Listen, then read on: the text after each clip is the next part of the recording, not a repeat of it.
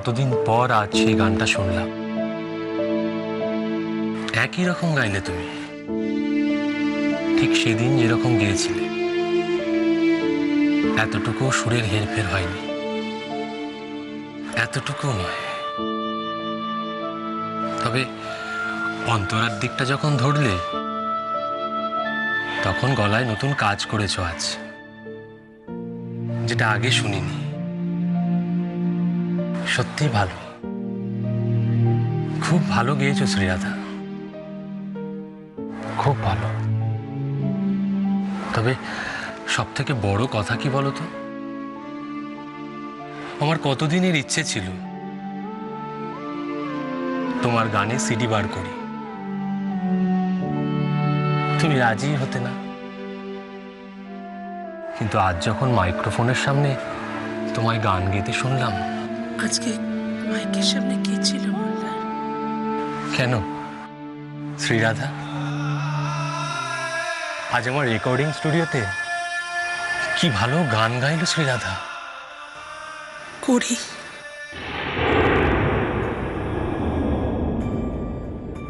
আজকে রেকর্ডিং রুমে করেছিল মোল্লা। আজকের গানটা করে গেয়েছে।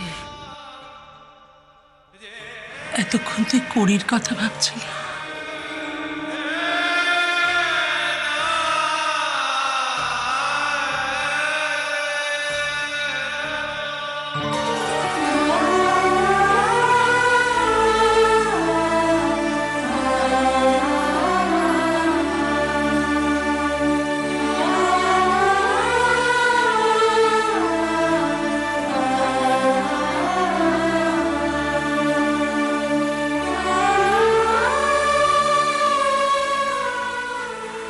শ্রীরাধা নেই মোল্লার।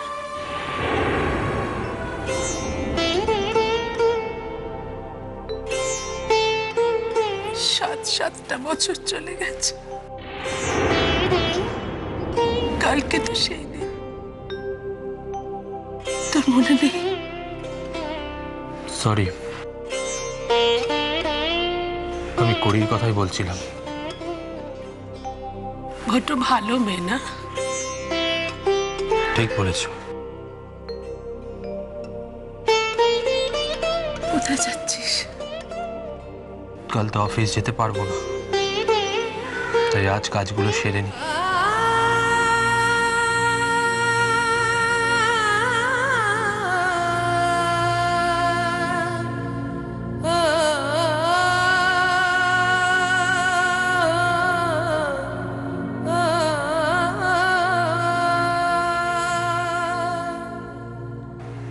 আমি চেষ্টা ছাড়বো না।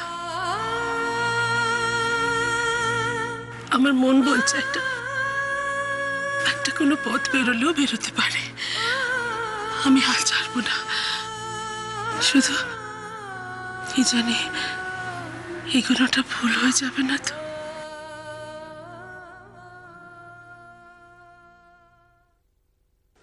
মীরা,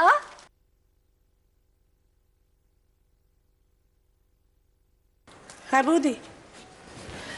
তুমি গিয়েছিলে? কেমন দেখলি? কি করবে জানি, তুমি নাকি এসবের মধ্যে থাকতেই চাও না। না, আসলে মোল্লার তো বিয়ে করতেই চায় না, তাই। বুঝিয়ে একবার বলতে তো পারো, নাকি সেটাও পারো না? কি ব্যাপারে রাজি হবে না বলছে? পরিবারের লোকজনদের কিরম দেখলি? দাদা, ওনারা ভীষণ ভালো। আমি তোমায় বলছি শোনো, গোটা পরিবারটি বড্ড ভালো। আমি একবার দেখতে পারলে খুব ভালো হতো।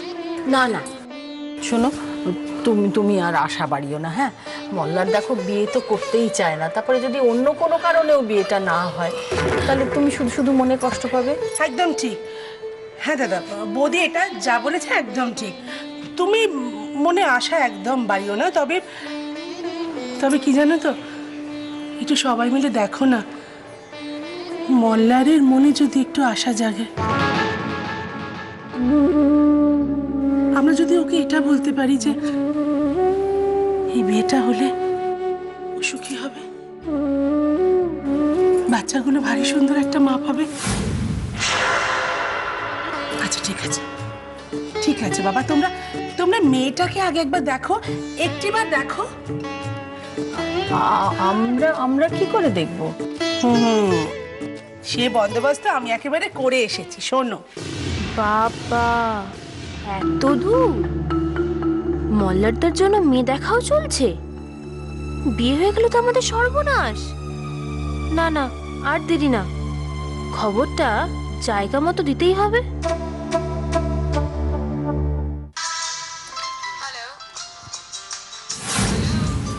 কোমল, মল্লার সেনে পিসি আবার ফোন করছে। নিশ্চয়ই মল্লার সেনের সঙ্গে ওনার কথা হয়েছে, উনি হয়তো বুঝতে পেরে গেছেন। আমি ওই সময় স্টুডিওতেই ছিলাম, আমি জানতাম ধরা পড়ে যাব। এবার কি হবে দিদি? চুপ কর না, আগে থেকে 7-5 ভেবে ভয় পেয়ে তো লাভ নেই। আগে ফোনটা ধরি, দেখি উনি কি বলতে চাইছেন। আমি ধরা পড়ে গেছি দিদি, আমি ধরা পড়ে গেছি। বাবা জানতে পারলে খুব কষ্ট পাবে। দাঁড়া না,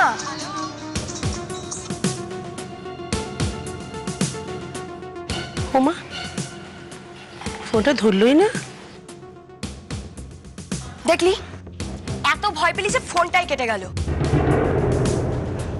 দাঁড়া, আমি ওনাকে একটা ফোন করি।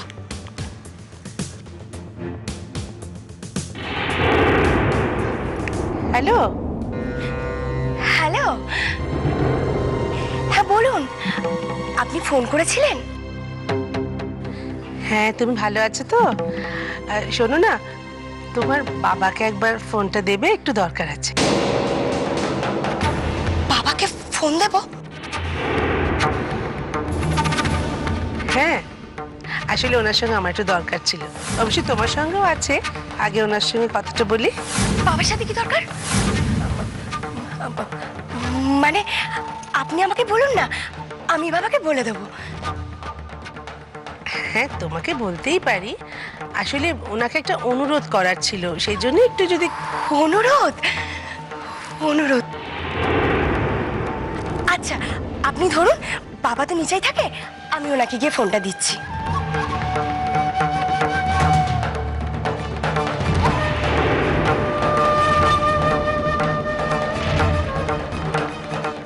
বাবা, হ্যাঁ, তোমার ফোন। আমার ফোন?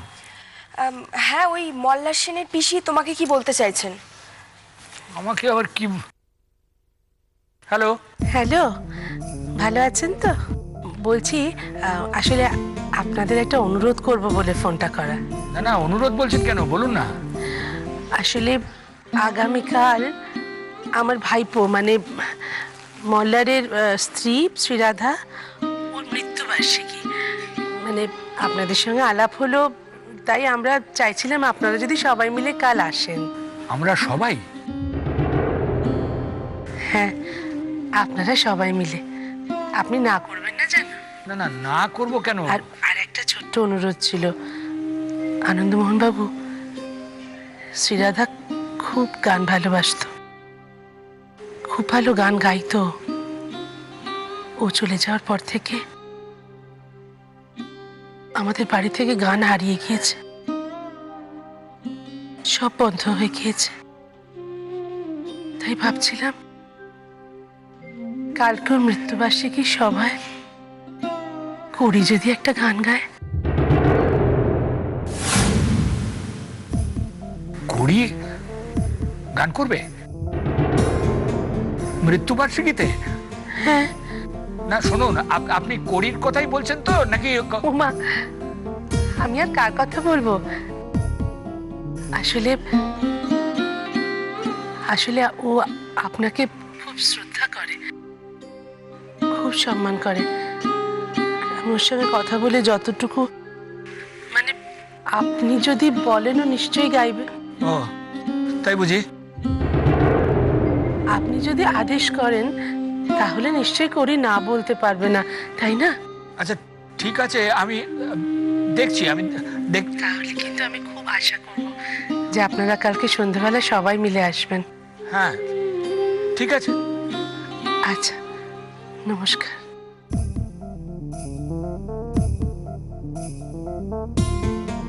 বাবার মুখটা হঠাৎ কালো হয়ে গেল কেন?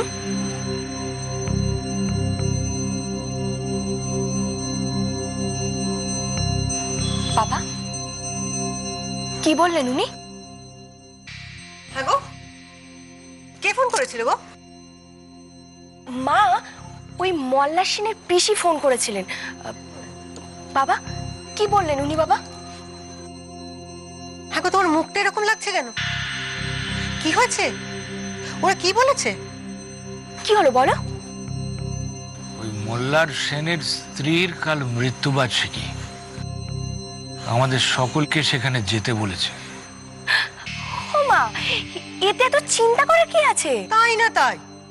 কড়িকে ওখানে গান গাইতে বলেছে। গান গাইতে? আমাকে? আমাকে বলে এরকম লাফিয়ে উঠলি কেন? তুই তো গান গিয়ে জিতে এসেছিস। সে তো বটেই। আসলে কি জানো মা, ওনাদের সঙ্গে তো অনেক বড় বড় লোকের পরিচয় রয়েছে। সবাইকে ছেড়ে দিয়ে আমাকে গান গাইতে বলছেন, তাও আবার ওনার স্ত্রীর মৃত্যুবার্ষিকীতে। সেটাই তো চিন্তা আমার। দেখো, এই যদি কমল হতো। কেন? তোমার ধারণা আমি গান গাইতে পারি না?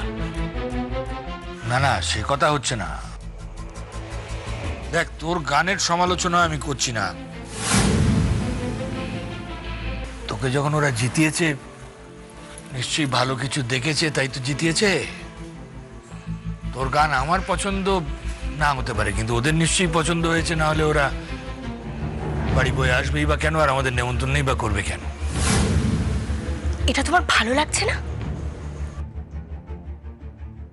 না রে, ভালো লাগছে। যে কাজ তুই করেছিস, ওদের বাচ্চাদের ওদের কাছে ফিরিয়ে দিয়েছিস, খুব ভালো। আমার তার জন্য তোর উপর খুব গর্ব হচ্ছে। তা তুমি এত ভাবছো কেন তাহলে? ভাবছি মানে, মৃত্যুবার্ষিকী তো। দেখো, জন্মদিন হলে আমি এত ভাবতাম না। আর মৃত্যুবার্ষিকীতে কড়ির গান সে কেমন দাঁড়াবে আমি। মৃত্যুবার্ষিকীতে কিরকম গাইতে হয় বাবা? গাইতে হয় মানে ভালো কোনো গান গাইতে হবে তো, মানে যেটা শুনলে তার আত্মা শান্তি পাবে, ওখানে যে সমস্ত মানুষ উপস্থিত থাকবে তারা শান্তি পাবে। মোদ্দা কথা হলো, যে গান শুনলে মনটা ভরে, প্রাণটা জুড়োয়, সেই রকম কোনো গান তো গাইতে হবে। গাইতে তো হবেই আমাকে, এইরকম গানই গাইতে হবে। ওরা আমাকে এভাবে ডেকেছে, ওদের কাছাকাছি যাওয়ার এই সুযোগ তো কিছুতেই হাতছাড়া করা যাবে না। এই দেখো, তুই এত চিন্তা করছিস কেন? না মা, চিন্তা কেন করব? আমি গাইবো। বাবা বলতো না, আমার গান নাকি কেউ শুনবে না। শুনছে তো। কালও আমি ঠিক গান গাইবো। অডিশনে জিতে যেমন আমি তোমাদেরকে দেখিয়ে দিয়েছিলাম, কালও আমি ওই মৃত্যুবার্ষিকীতে গিয়ে তোমাদেরকে দেখিয়ে দেবো। দেখে নিও তোমরা।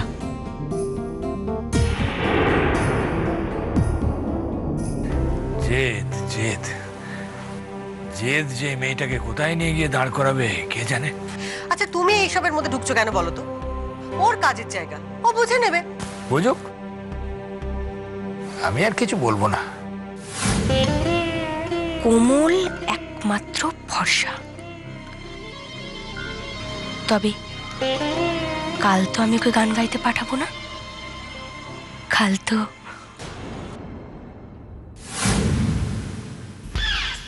মীরা কাকে ফোন করতে পারে বলো তো? সেটা কি করে বুঝবো? ওদিকের কোনো কথা তো আমি শুনতেই পাইনি। একটা কাজ যদি তোমাকে দিয়ে হয়। আপনিও বলছেন এরকম কথা? ও সবসময় এরমই বলে। ঠিকই বলে সুমি। মীরা মল্লারের ঘরে গেল, কেন গেল সেটা আমায় জানাতে পারলে না। এখন ফোনের এইটুকুনি খবরে আমার কি লাভ হবে বলো তো? আচ্ছা, আপনি যদি পুরো খবরটা পেতেন তাতেই বা আপনার কি লাভ হতো বলুন তো? এখন লাভ ক্ষতির বিষয় নয়। আমি এবারের একজন মেম্বার তো আমাকে না জানিয়ে মীরা একটা ঘটনা ঘটাতে চলেছে, আমার সেখানেই আপত্তি। আচ্ছা, ঘটনা যখন ঘটবে তখনই তো জানতে পারবেন। আগে জানা দরকার আমার। খবরটা জানার চেষ্টা করো। আমি বুঝতে পারছি না মীরা যে কেন এরকম একটা অদ্ভুত কাজ করতে চাইছে। অদ্ভুত কাজ? নেমন্তন্নই তো করেছে, তা অদ্ভুত কাজের আপনি কি দেখলেন? আচ্ছা, শ্রীরাধা মারা যাওয়ার পর থেকে এ বাড়িতে তো তোমরা আছো তো? কখনো দেখেছো এই অনুষ্ঠানে বাড়ির বাইরের কোনো লোককে আসতে দেখেছো? হ্যাঁ, আপনি ঠিক বলছেন, কোনোদিনও তো কেউ আসেনি। মল্লা তো বাড়ির বাইরের লোকজন পছন্দই করে না। বাড়ির এই কয়েকজন আর বড় জোর অফিসের দু একজন। এরা আগ বাড়িয়ে কাকে নেমন্তন্ন করতে চাইছে? তাহলে তো মল্লারদাকে খবরটা দিতে হবে। না না না না, নিতে হবে, পাক্কা খবরটা নিতে হবে। তারপর যা করার করো। ঠিক আছে। আর শোনো শোনো শোনো, খবরটা পেলে কিন্তু আগে আমাকে জানাবে। না মানে মল্লারকে খবরটা জানানো উচিত হবে কিনা সেটা তুমি বুঝবো, নাহলে তো আবার তুমি বিপদে পড়বে। হ্যাঁ, আপনি আমাদের জন্য কত ভাবেন। ঠিক আছে, যখনই খবরটা আমি জানতে পারবো প্রথমে আপনাকে এসে বলবো। গুড।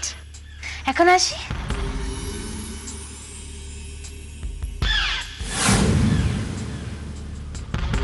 কিন্তু